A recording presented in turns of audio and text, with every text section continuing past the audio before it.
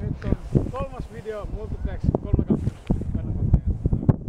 Tänään voisi kokeilla nyt tällaista omatekoista 500, siis kone on muuten sama, moottori sama ja sellaista, mutta hieman tehokkaampi akku ja sitten siivekkeet tuosta tarkoitus laittaa. Nyt on valmiiksi leikattu siivekkeet, mutta ei ole niinku kytketty vielä päälle.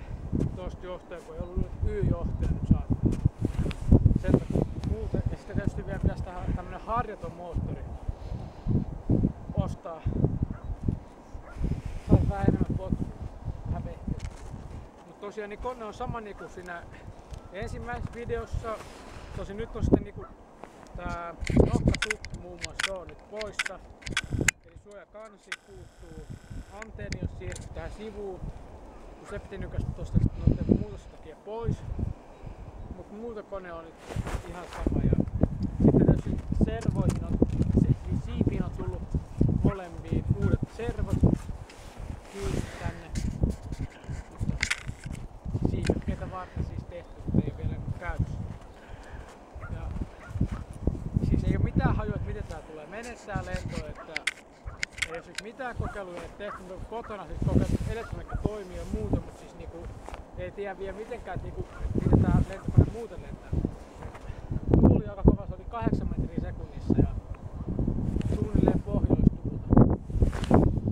Siinä on vaan hyvä vasta nosteet. Myötuuli on hieman ongelma.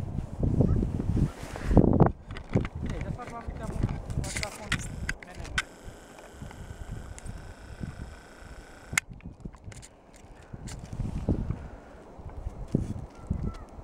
Siivet on nyt tosiaan tosi tiukat laittaa, että täällä on hieman lisää vahvistettu meidän siivissä nyt tuolla sisällä. Että nyt ei ihan heti sitten alkaa intoa meidän siivet lennossa. Radio päälle ja radion siis taas sama kuin ekassa videossa oli liittynyt tavan radio. Perusradio, tietokone radio, mutta hankkeesta päästä ollaan. Mutta oikein kelvollista tähän juttuun. Pistetään radio päälle ja kone päälle. Niin. Se on siinä. Toivon mukaan kaikki toimii.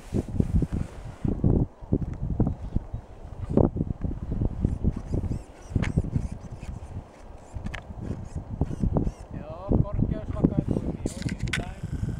Perässä toimii. Sitten menot.